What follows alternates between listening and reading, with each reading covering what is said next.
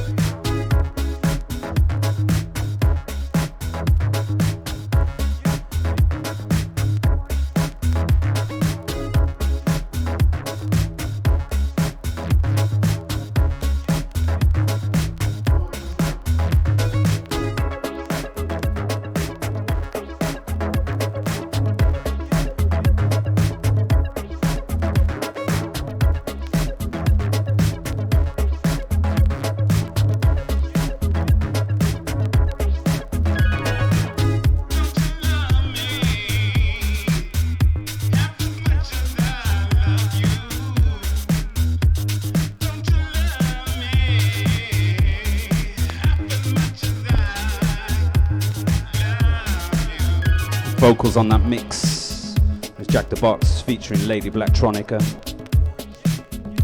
More stuff coming from JTB soon. More about that later. Tonight's Hypernatural Radio, Berlin. Yo, we're gonna have a lot of nice guests tonight. We keep talking about the nice guests, so we're gonna talk about the nice guests. Yeah, exactly. Maybe should we talk about them? So who do we have?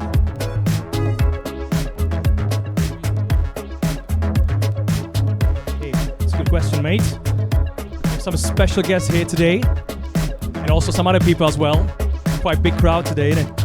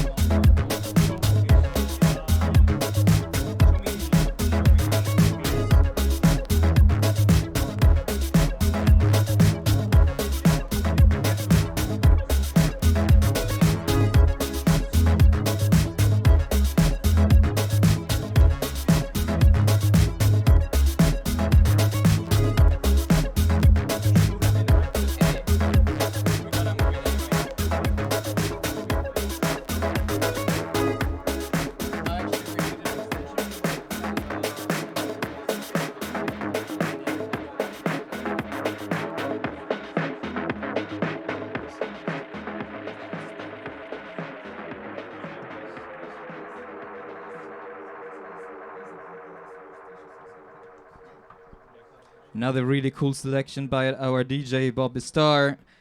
That was the first song. First song, yeah. It was already cool. It was really cool. It's disappointing because I say I'm talking about selection while it's just the first song. There's more coming, and soon we'll get started with the show.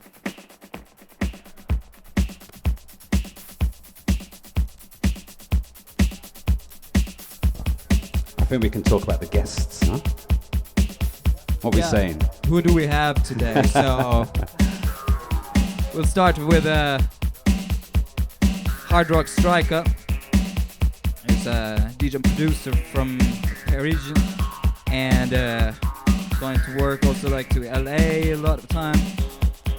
Starting with punk rock influence, and then turning to electronic music production. Gonna talk with him a little bit, half an hour or so. Then having a music session with DJ Looney and Acid Hausmeister. Then we go back to have a chat with our new guest, Hans Nieswandt. So stay with us. I'm gonna come back to you soon.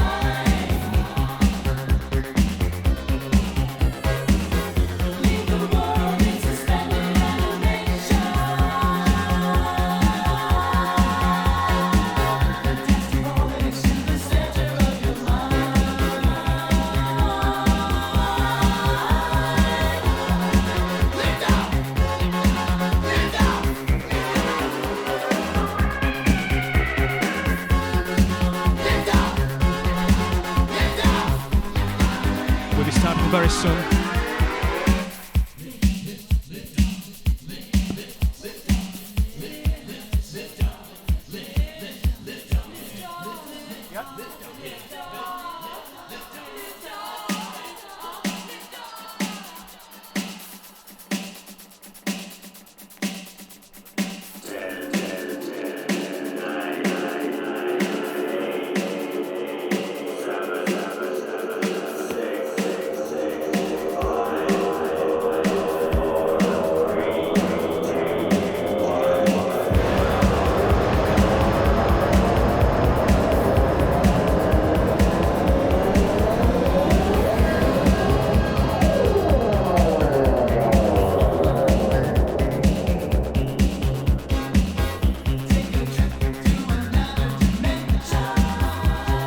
As Patrick Cowley says, it is a dance party.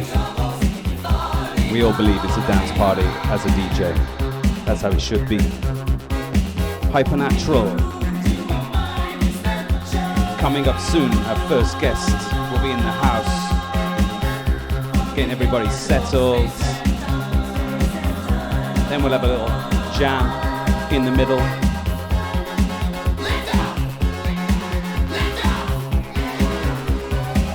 I hope you enjoyed the music. One turntable, analog, A little bit of delay, and hopefully some vibes.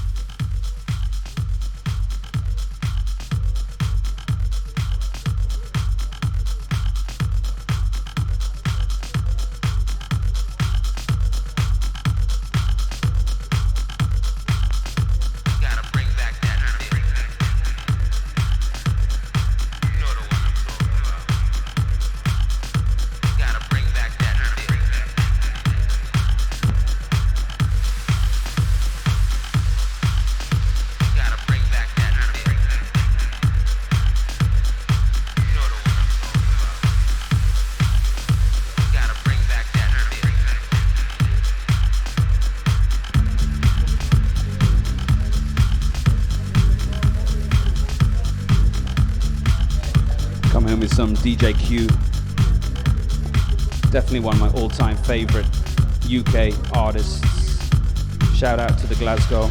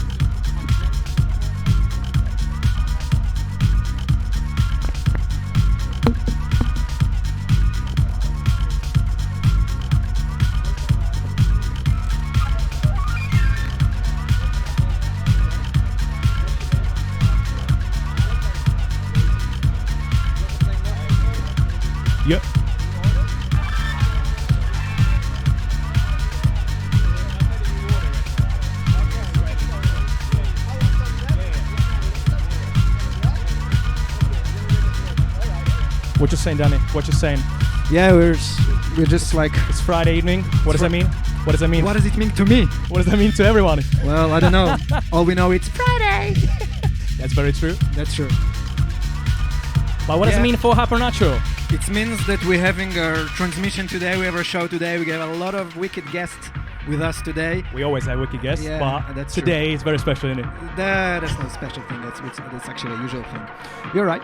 Yeah, but all of them are actually heading to their shows today. Like each one of them playing their own shows after. So we're gonna talk about it as well. Yeah, and Saturday. Some good promo, yeah. Yeah, just promo. We have quite a bit of people here today, don't we? Like, yes, we are. Quite a full house, actually. It's a full house. Yeah. I think we don't have any more space for more people, but if someone will come, we'll squeeze him in. Oh yeah, you're right. Go away. We'll find a way. All right. So Hypernatural today. So are we going to welcome up? Yes, we're gonna welcome our guest now. So there we go. I think so, yeah. Yeah, let's start by maybe introducing our wicked guest today. So we got Hardrock Striker with us here in the house. We do indeed have, yeah. Make some noise for our boy, Striker. yeah. Thanks for coming, mate. Thanks for coming. It's a pleasure. Yeah, thank you. We got Hans. Nieswandt. That's very How do you true. pronounce your? Yeah. Sorry, I didn't go there. That's How do you pronounce it, like that for real? Sorry, Hans Nieswandt. Nieswandt, yeah. Hans Sorry, my Nieswandt. German is quite poor, as you could notice already. Yeah. And we got Dirk also joining as well, right? You're here, mate. You're here. You'll be talking. You're here. You took the best place as well. Like, so Hey, then get out of the seat, mofo. It's a good seat you chose. It's the most comfortable one. We got some people from Finland as well. Yes. Some people, yeah. Some wicked people. We got DJ Looney, aka Seppo. DJ Looney, Hi, mate. Seppo. Hi, nice to be here. Yeah, thanks for coming, yeah. And we also have Acid Hausmeister. Acid right Haus. here. Yeah, mate. Hello.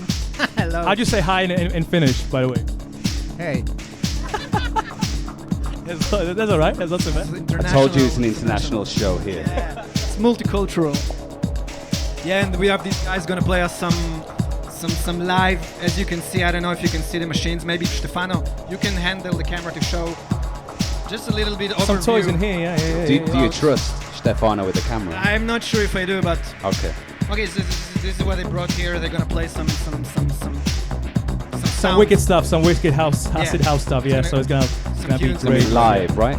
Live improvisation, 100% live. No Hardware. Computer. Hardware. This is hardware stuff.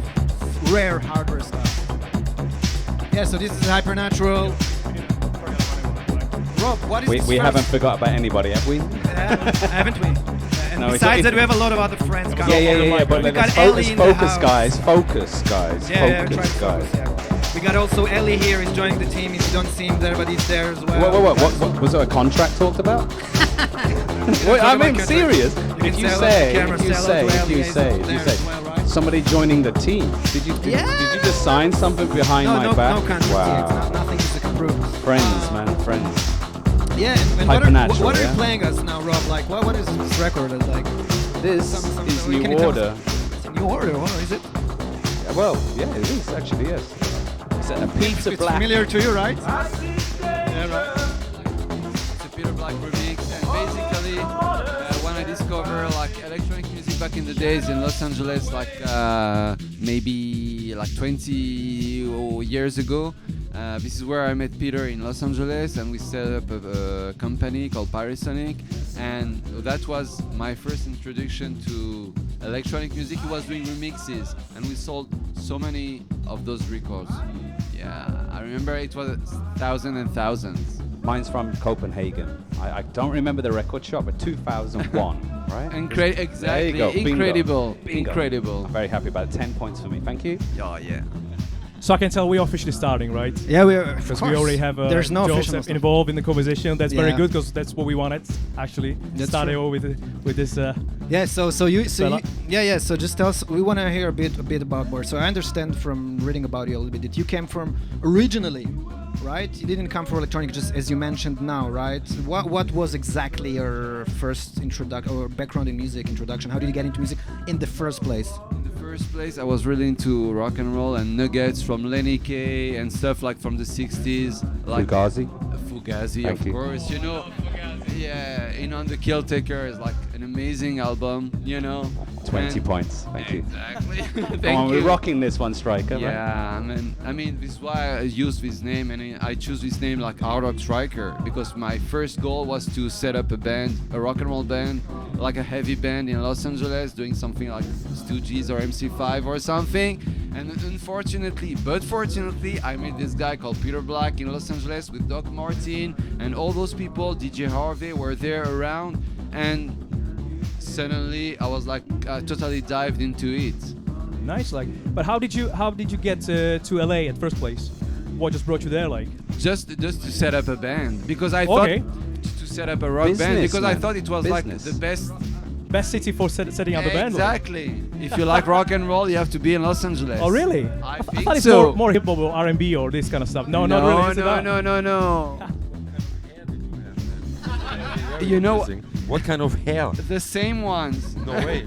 No way. This is why I was so wrong because I already had the look of a DJ. No, never.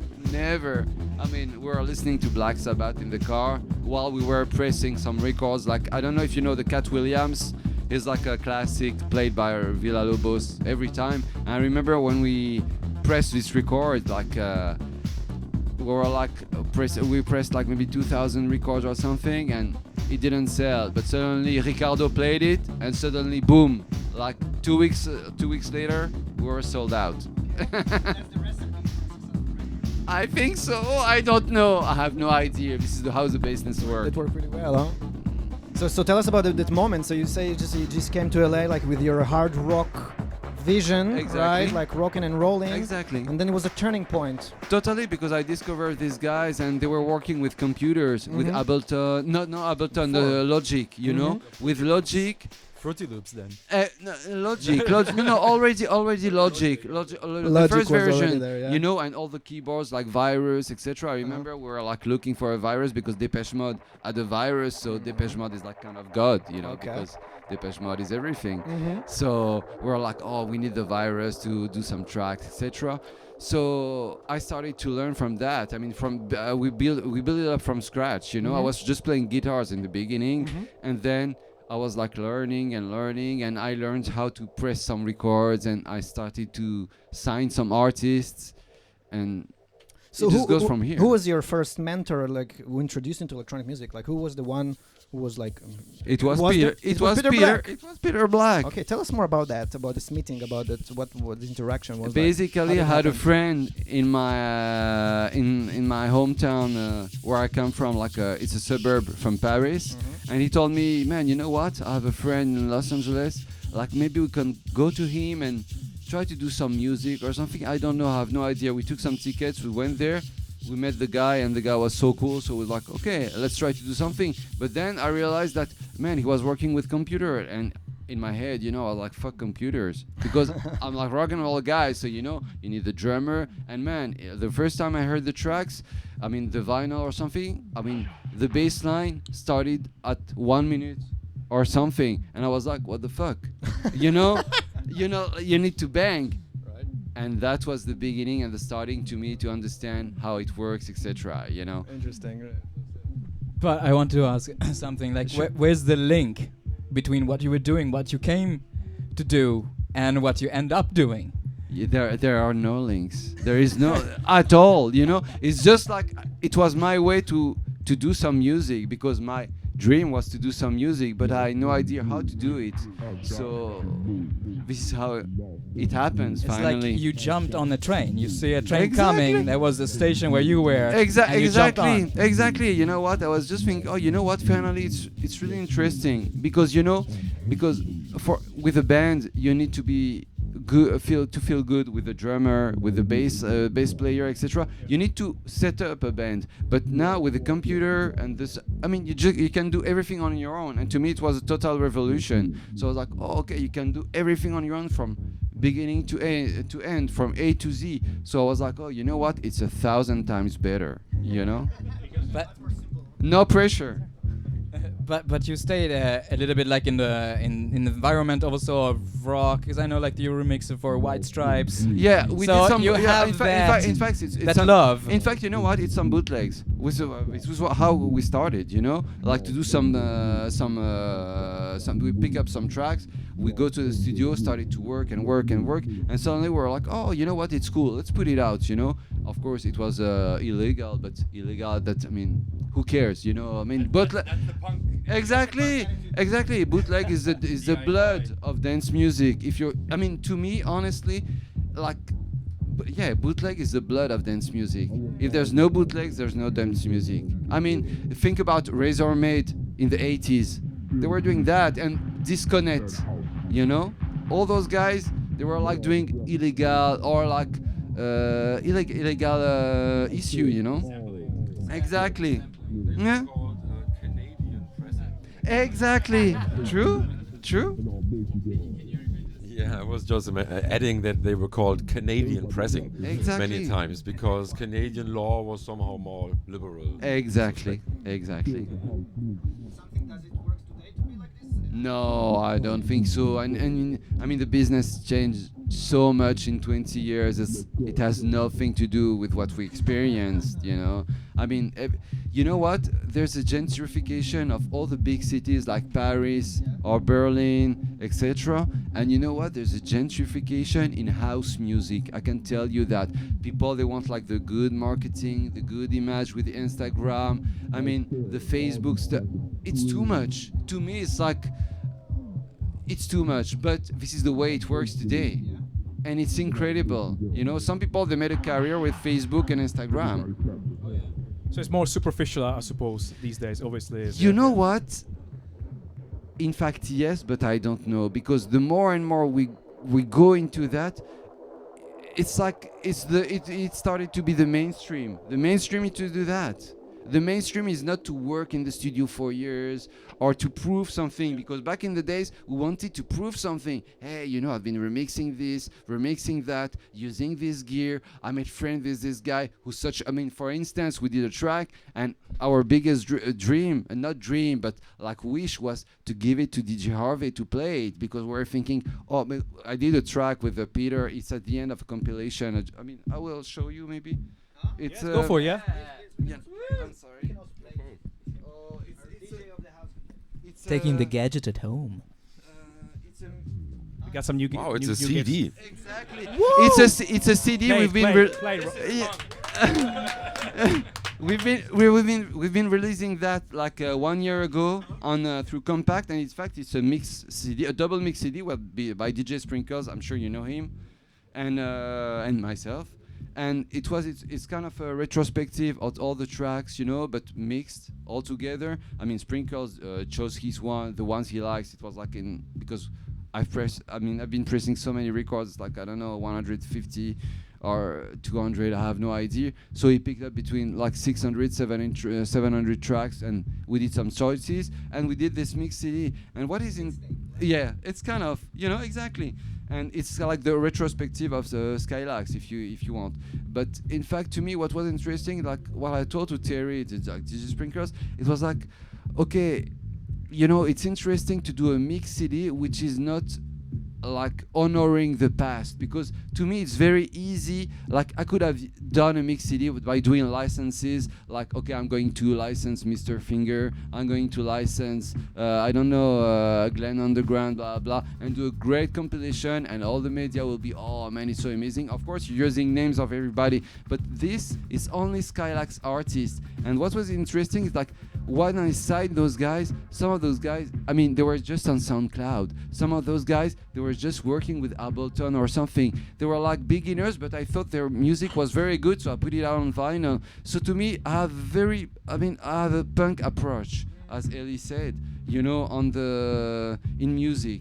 And to me, it was kind of an homage to this punk music that I love so much, instead of praising the past every time. I mean, when you're praising the past every time, that means you're put yourself in a position of a curator. And to me, there is too much curation today. And to me, curation, I'm sorry to say so, but it's kind of the cancer of dance music. I think it's too much. I mean, it's easy. You know what? I can do a mix with Ministry, Depeche Mode, like, and then I'm going to go into Mr. Finger to show that I can go to New Wave and blah blah. But who cares? I mean, of course, when I'm playing, I can do that because it's the music I love. Like, I don't know, Nitsa Rap or New Order and blah blah. And I go from this and this and this. But in a mix, I was thinking it was cool to give a chance to some people that they would have never get the chance, to release tracks or something. I think so, but I never wanted to use this. For instance, the moniker is like "Stay Underground, it pays." But when we found that like 20 years ago, it was a joke, because when you're underground, it doesn't pay. You're gonna be poor for the rest of your life. You know what? Being underground is very bad. But it was a joke, And with Sprinkles, it was like very funny because he loves to stay underground. So this is why we put like "Stay Underground" here, and it pays on my side because I gave him some cash, like a fee to do the mix, obviously,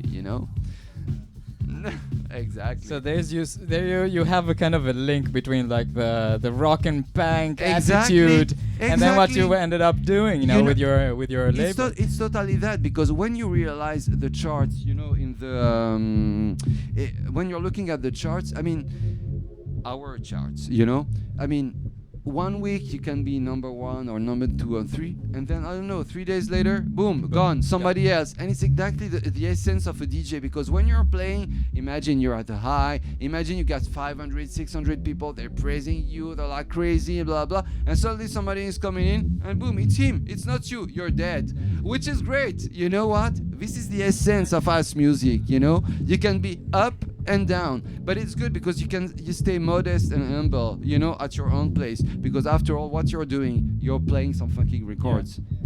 You have to really catch up. You have to be really consistent and like work hard, like to keep yourself up there. Exactly. Exactly. Hans knows something about charts. Like you were working at the radio FM, so you know something about charts and like. I know a lot about charts because because I was a number one hit maker. I know the charts as a DJ, as a radio DJ, and it's funny because the charts are not very interesting actually. There's nothing happening. It's interesting when you are in them, but apart from that, it's not really so much of a interesting I was field. thinking about the underground chart. Why do you just change the microphone? That's fine. That's okay. I was thinking about. This makes more sense because the cable is. Oh, sure. Okay. Move like this. Are we having That's cable fine. problems, guys, or what? No.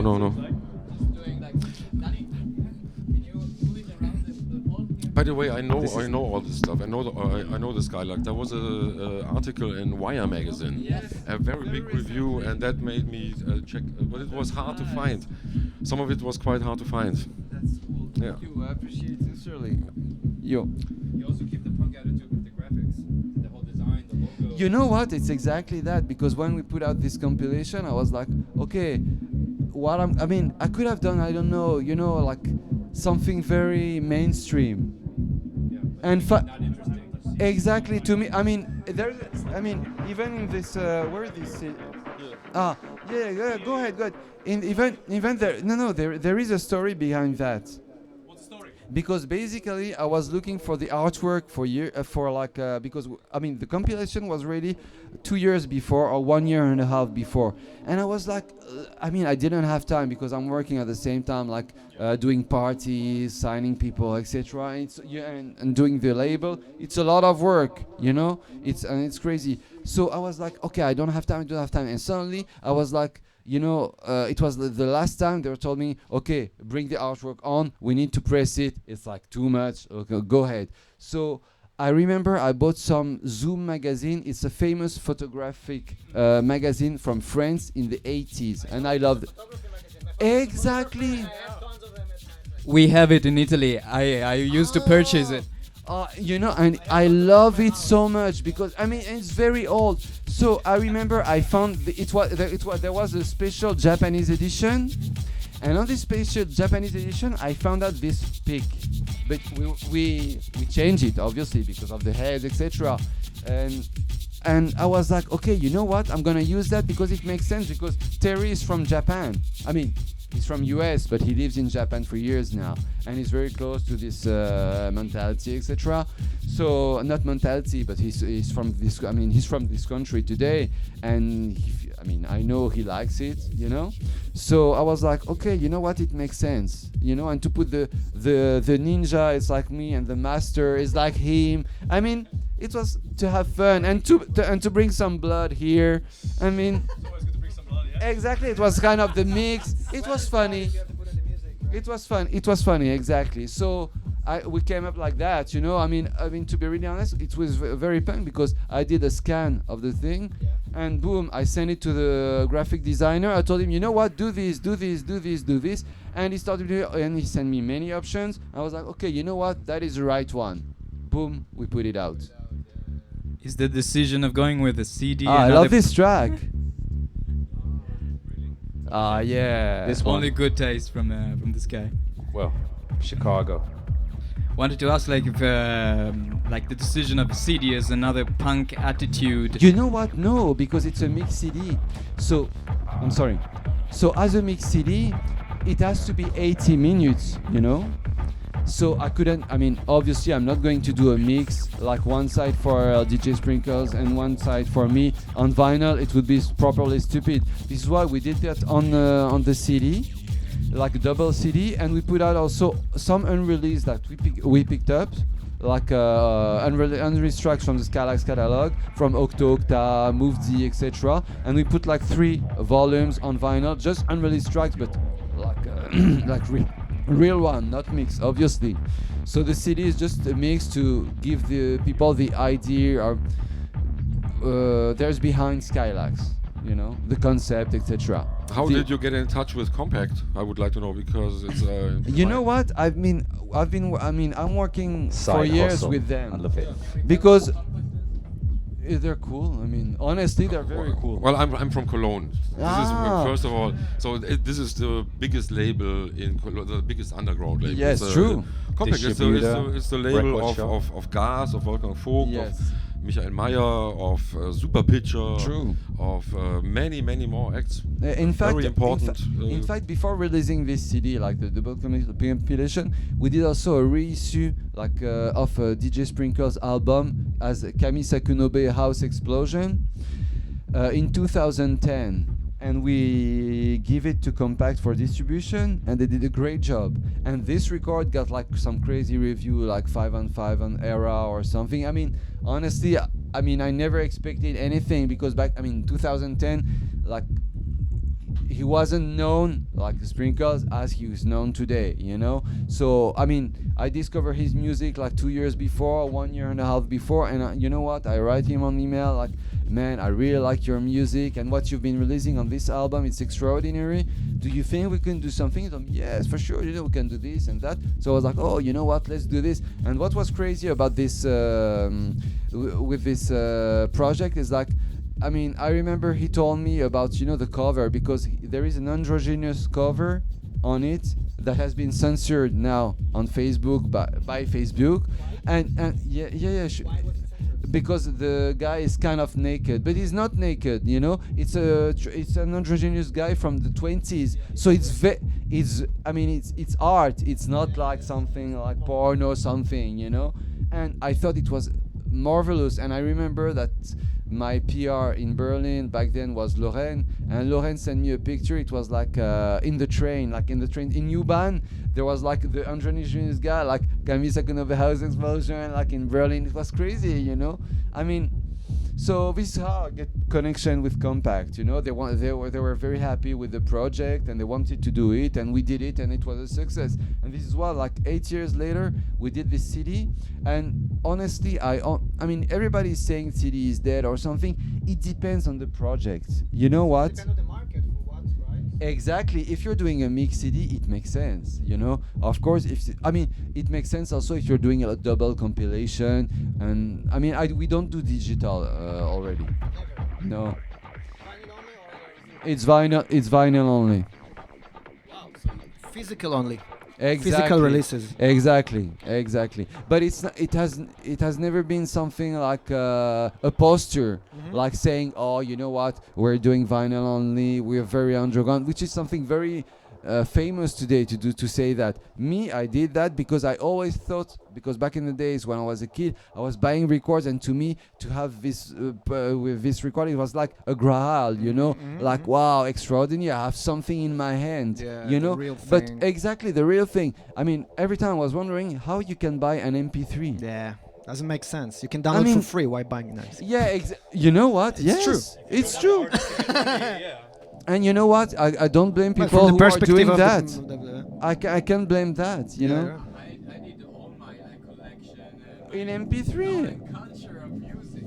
I'm sure. I was saying that I did all my I studied music through downloading MP3 Of like course. a motherfucker, because like it was like Exactly. the beginning of the 2000. You know, Exactly. I'm There pretty was young Soul now. Seek. Horror story. There Yeah, was I'm pretty young. Soul Seek or something like peer-to-peer.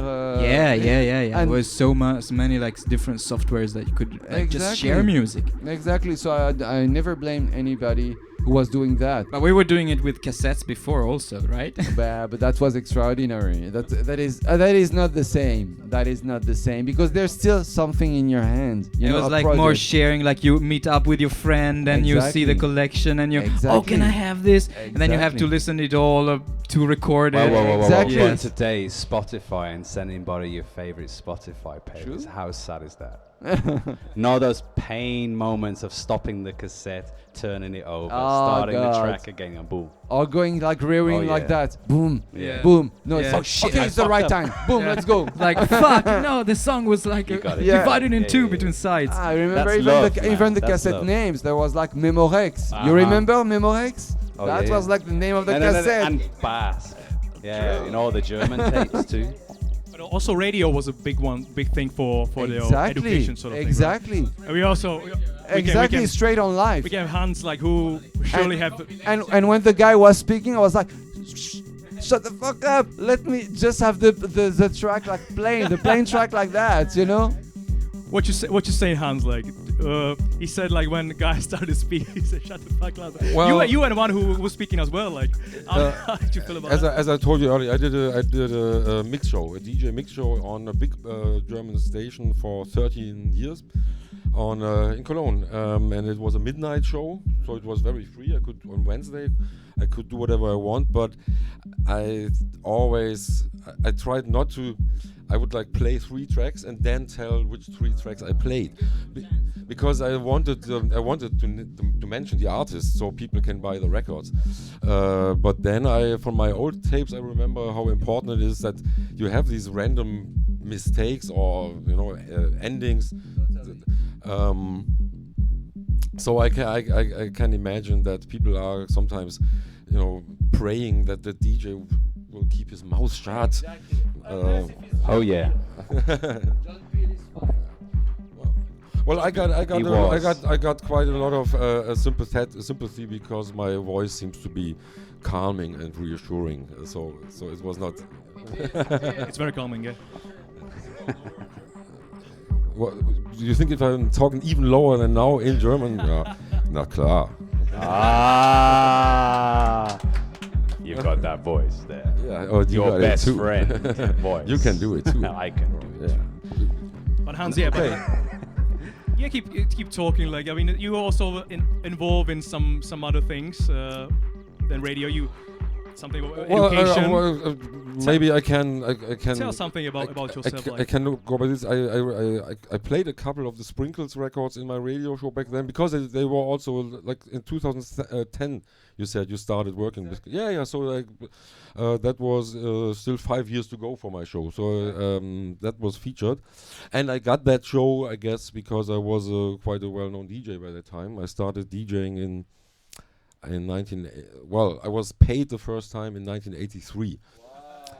Who was born in 1983? 83. I was- I wasn't actually. A couple of Yeah. You gotta escape. What year are you? Born 3 years later.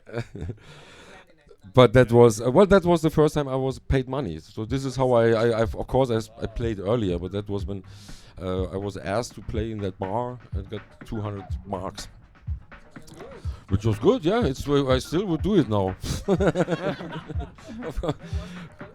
No, that was at Lake Constance. That is in the south of Germany, the big lake that separates. Yeah, it's great if you are retired, if you are a young person. Well, now it's better, but that was like early 80s. That was very dead, and I went to school there. And when I was finished, I moved to Hamburg. And I when I arrived in Hamburg, that was another 1 or 2 years to go before Acid House started. So that was a big thing in Hamburg. That was much bigger in Hamburg, like in 87, 88, than, for example, in Berlin. Yeah? Hamburg, because Berlin was cut off, and there was not even talk of reunification. There was still the wall, etc. So yeah, the wall was there, and nobody thought in '87 that it would go down 2 years later. So unless the wall was down, that it started. The revolution started. Yeah, but before that, Berlin was not like a real hotspot. I would say it was more like Hamburg, Frankfurt, Munich, Cologne also. Very important. That's very So I really became like a mixed DJ in Hamburg in 87, 88. Wow. Because that was the career. Well, before, I mean, you remember that DJs would not really mix. I know. Maybe in New York, but no, but even with the techniques, it wasn't the same. How can I say that? It wasn't the same. I mean, there was not. It was not direct drive. Exactly. It was belt drive. Yeah, exactly. Sure. Yeah, that was hard as hell. Delay. So this is why the mix was harder. So imagine those guys, they succeeded doing mixes with that. It was like, wow, man, you killed it so hard. Yeah, exactly. It was, and it was, so, and it was a lot of disco. So imagine with the kick. It was like, wow. Exactly, not disco, like not today. Today is something else. True. Maybe like 3 seconds or 5 seconds. Exactly. Also ambient stuff in the end, so boom, you go like this. Yeah. So I was in Hamburg, and then I got a job offer in Cologne. Nice. To be. No, not as a DJ. I was there used to be a brilliant music magazine called Specs. Oh yeah, for Specs sure. magazine. Yeah, and I was a freelance writer. I started freelance writing for them in '86, and in '90 I moved to Cologne to become an editor, and that was my dream job. But I only did it for 3 years because in the meanwhile the DJ thing took off, and I realized it's a difficult combination to be a DJ on the weekend in these times, like the early '90s. Yeah. And I was not even 30 then, so I had all this energy and stuff to do. And also I had put together a group with Eric D. Clark, who is well known here in a project, I would say. What was the name? Whirlpool Productions. Whirlpool Productions. From disco to disco. This is. It's a classic. Yeah, this is a classic. It's so a classic. How was this sort of moment? How did you get to know each other? What was the point? Was it one location? Eric was in Paris. He comes from this tradition of Americans going to Paris for what? I have no idea. I don't know either. Same. Fashion? I don't know. Is it the 1920s romance? I don't know. Anyway, and a friend of mine was a student in Paris, and he took Eric to Cologne to show him Cologne, and I was the first person he met. And we hit it off very good. I remember that we were smoking. What was he smoking?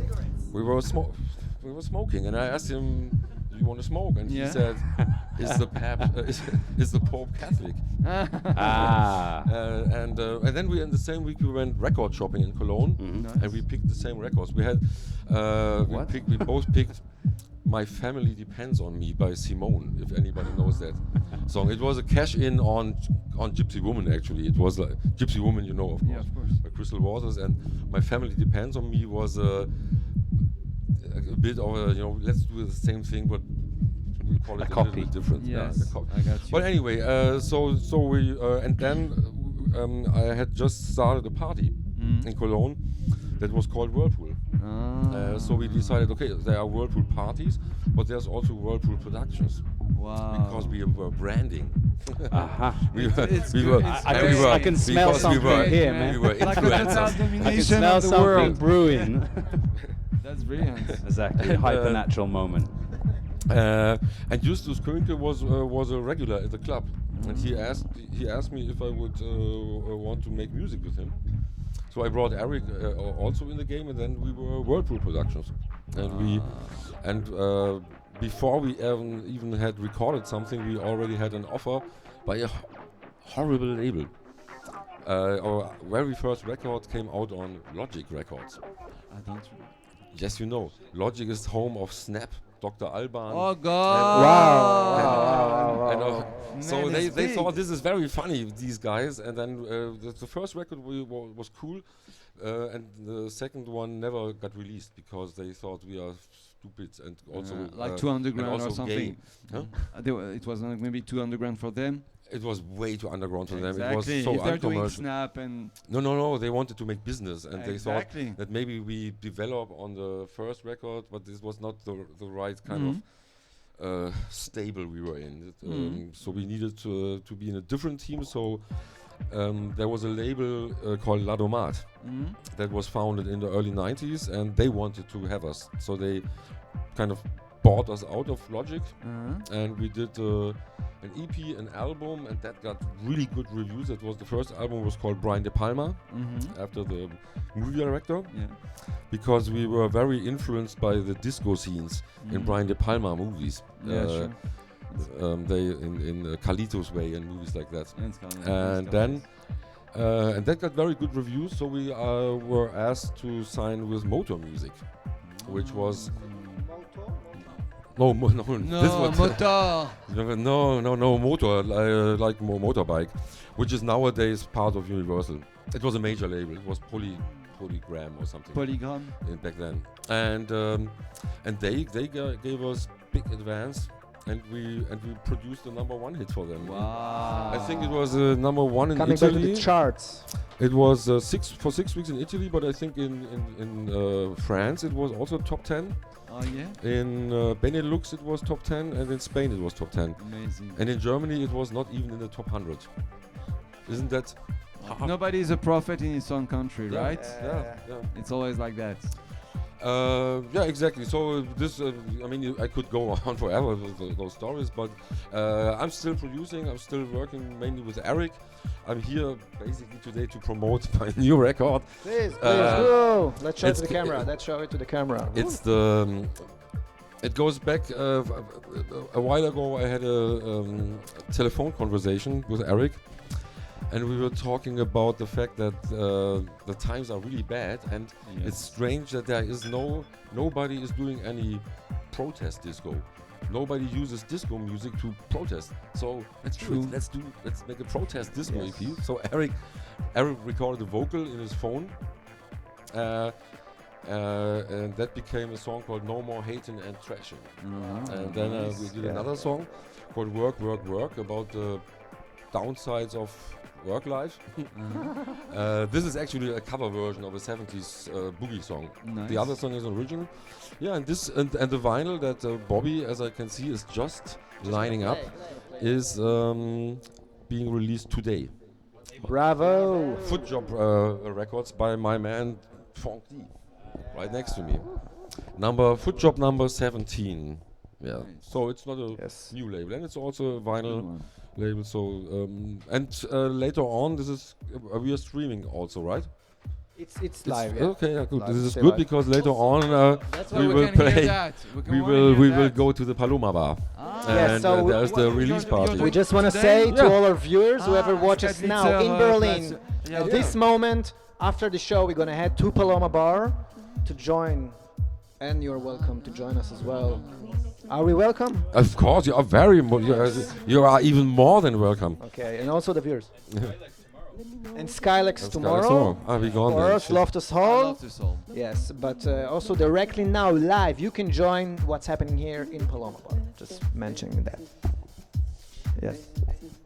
All right, so I think we're gonna go to the part of the show now. We're gonna get some live acid house, Finnish acid house mafia. Okay. Yes. So what we're listening to now, Rob? We're listening to the record now, right? To the Protest Disco EP. No more Work, hating work. and trashing. No more hating and trashing. No more hating and trashing. Work, work, work. Out today, fresh. It's a fresh record. Eric D. Clark and Hans.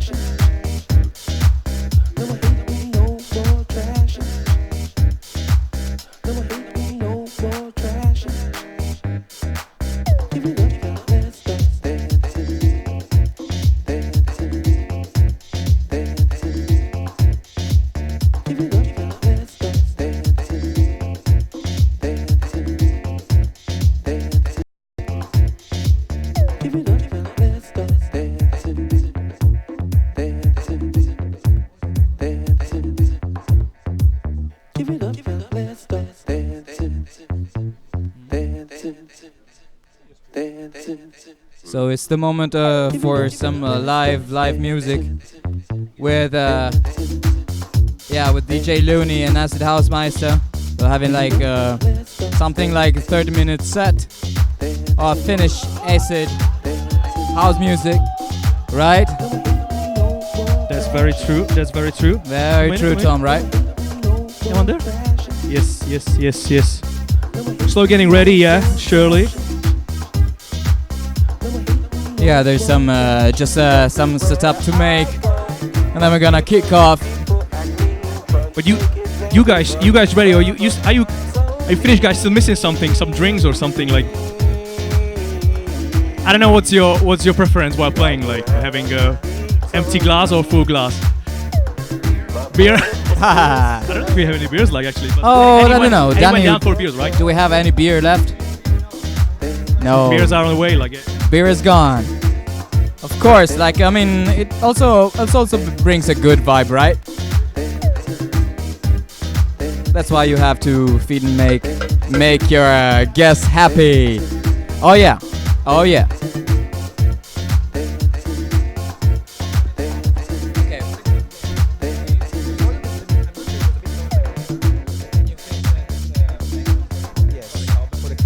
Yeah, just can please.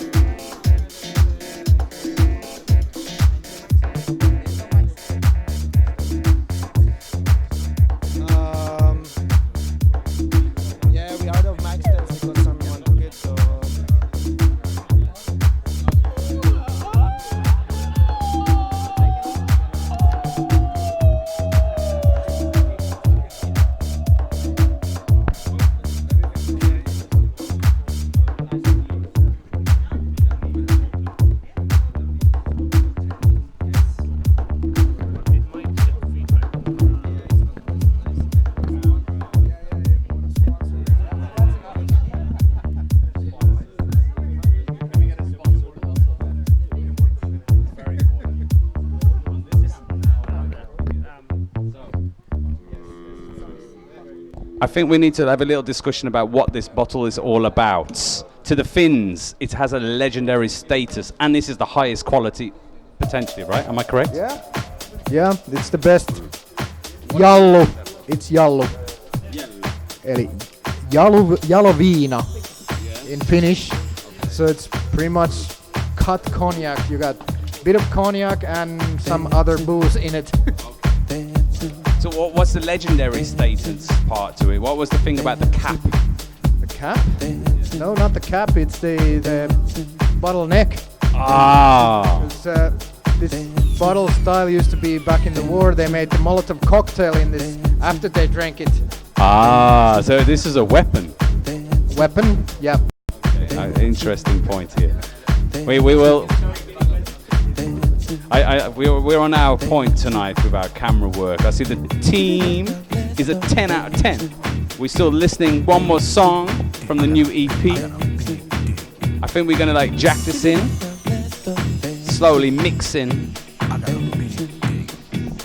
Actually, Hans, should we play the other original?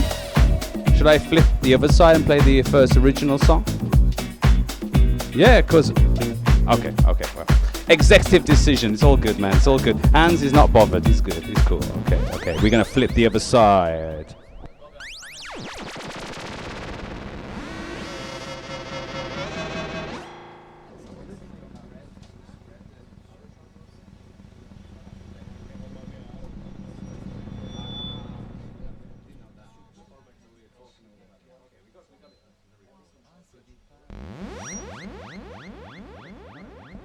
Yes, Hypernatural.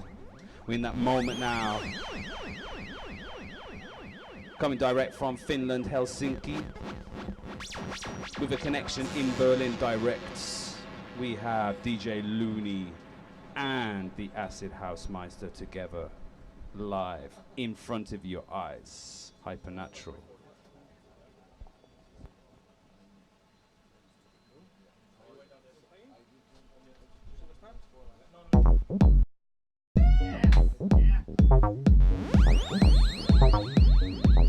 I love